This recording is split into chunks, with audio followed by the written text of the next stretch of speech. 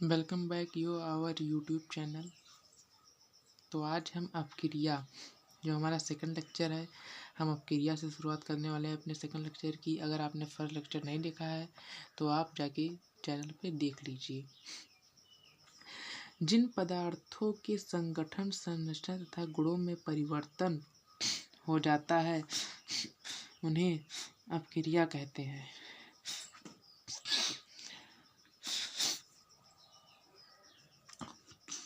कहने का मतलब है, अगर किसी पदार्थ में अपक्रिया हुई है तो उसका संगठन, संरचना तथा गुण बदल जाएगा, बनावट ये सब बदल जाएंगी। यह अपक्रिया कहलाता है।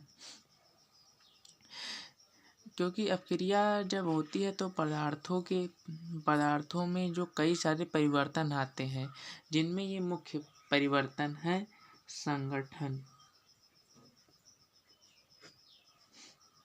संरचना और गुण। ये तीनों मुख्य परिवर्तन हैं।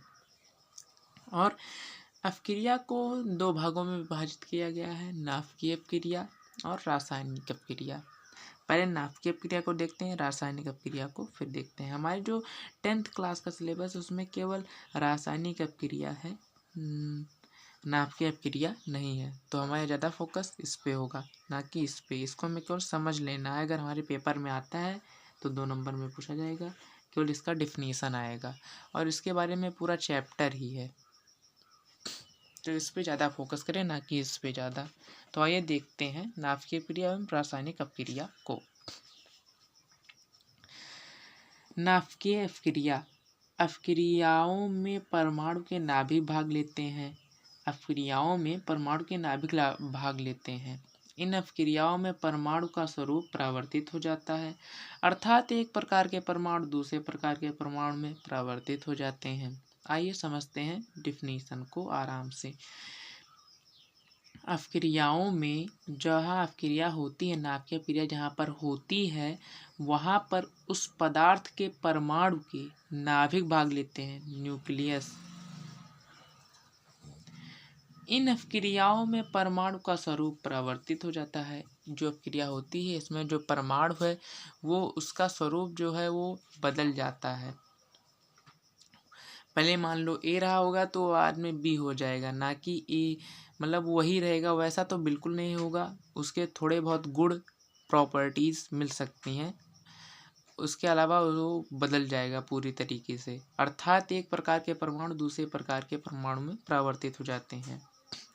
मान लीजिए हमने अपक्रिया लिया NaOH का प्लस HCl ले लेते हैं,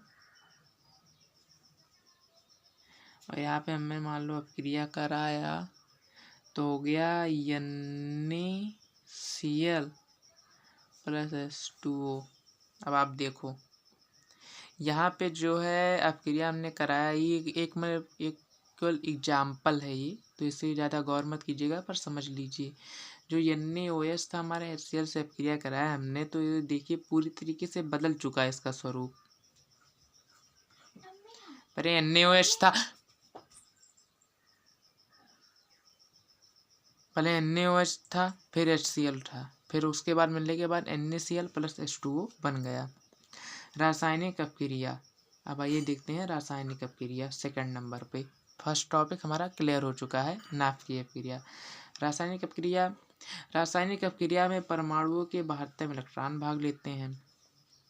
हमारी रासायनिक अपक्रिया है, इसमें परमाणु के जो है 72 इलेक्ट्रॉन भाग लेते हैं। नाभिकीय अपक्रिया में तो परमाणु के नाभिक भाग लेते थे, परंतु यहाँ पे 72 इलेक्ट्रॉन भाग लेंगे परमाणु के, ना कि नाभिक लेगा। यही चीज़ है ये जो इन दोनों को डिफरेंस करता है, डिफरेंट बनाता है। इस प्रकार रासायनिक अपक्रिया में परमाणु लगभग अविभाज्य रूप में भाग लेते हैं। अविभाज्य रूप का कहने का मतलब है लाखों, हजारों, असंख्य की संख्या में भाग लेते हैं परमाणु, जिनकी कोई गिनती नहीं है,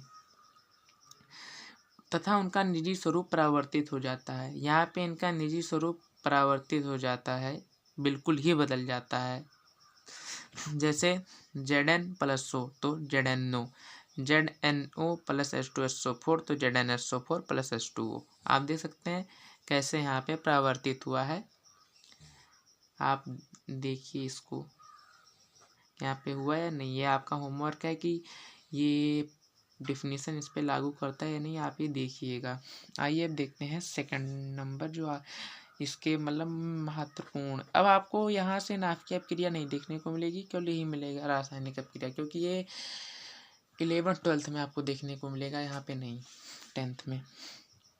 तो आइए देखते हैं रासायनिक अपक्रिया के महत्वपूर्ण तथ्य।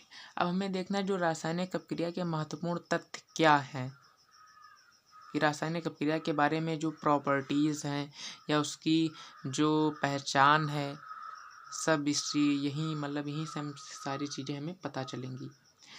सभी भौतिक तथा रासायनिक परिवर्तन के साथ संपन्न होती है। सभी जो रासायनिक अपक्रियाएं हैं वो भौतिक तथा रासायनिक परिवर्तन के साथ ही संपन्न होती है।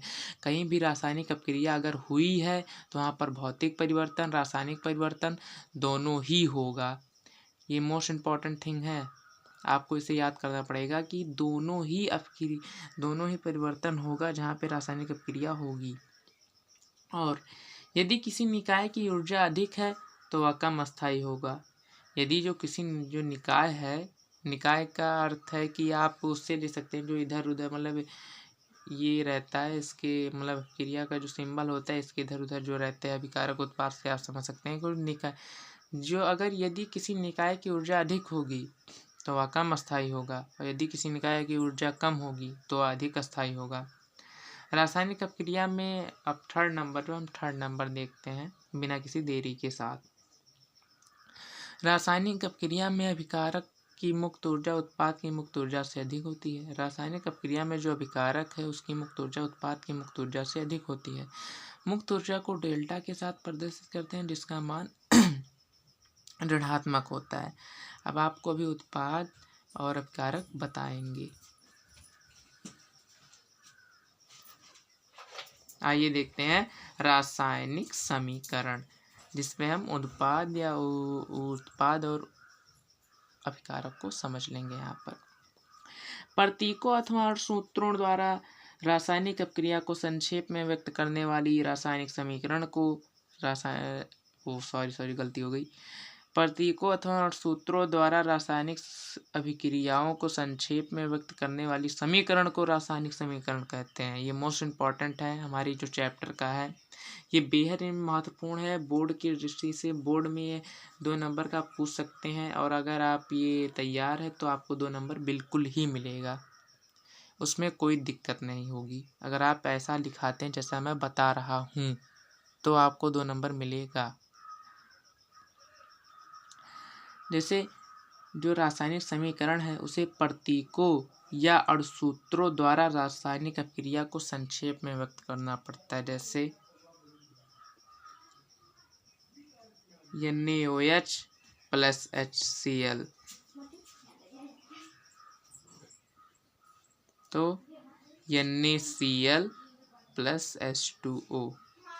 यहाँ पे आप एग्जाम्पल से समझ सकते हैं कि कैसे हमने संक्षेप में रासायनिक अपक्रिया को व्यक्त किया है। और हम आगे की वीडियो में और सारी चीज़ें देखेंगे, ये वीडियो यहीं तक रहेगा। इसके बाद में हम आगे संतुलित और असंतुलित रासायनिक समीकरण देखेंगे। देखेंगे और जो मतलब कई टॉपिक है इस चैप्टर को हम कवर करेंगे। तब तक के लिए दूसरी वीडियो में आप ये सब देख सकते हैं, और सब ये चीज़ें रिवीजन करिए, क्योंकि ये मतलब बहुत इंपॉर्टेंट थिंग है जो मैं बता रहा हूँ, और यहाँ से भी बोर्ड में क्वेश्चन ज़्यादातर पूछे जाते हैं। Thank you for watching this video.